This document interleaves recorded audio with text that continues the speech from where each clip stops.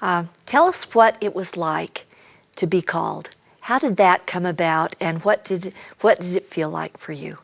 Well, this is interesting. I'll probably tell a little more than I've ever mentioned before, but this was January of 2005.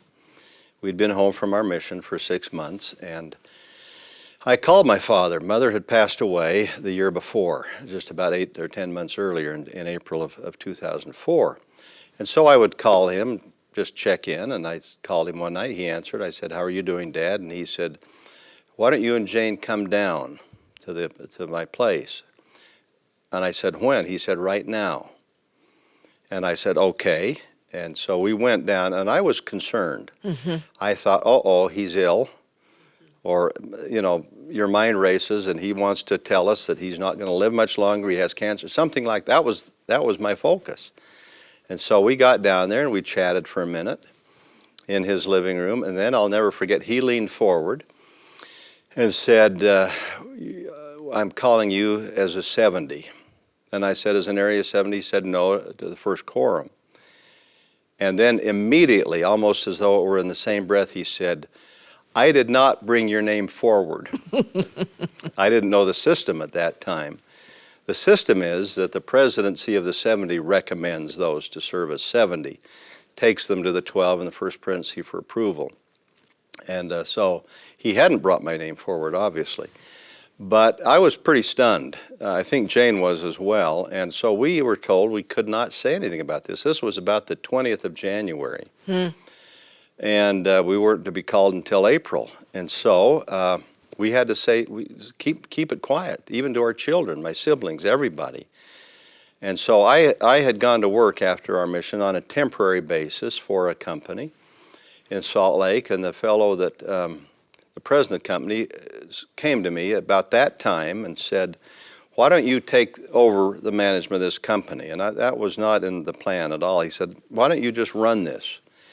And I made all kinds of excuses, Heidi. I said, "Oh, you need someone with different qualifications," and on and on and on. I'm sure he must have thought I had no appreciation or no ambition whatsoever, but I couldn't accept it, and I couldn't tell him why.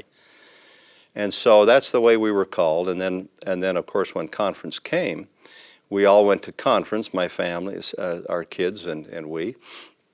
And instead of sitting where the family sits, I sat over where the newly called brethren sit so they can get up on the stand. And my sister said, "Where are you going?" And I said, "Oh, I've got a friend over there. I think I'll sit with him." And she said, "Well, these are better seats."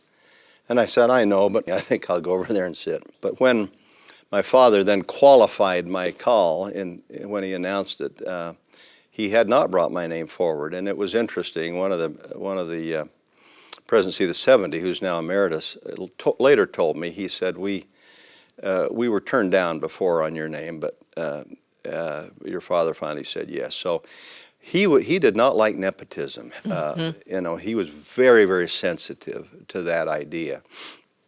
And so I can see where he would have resisted my call.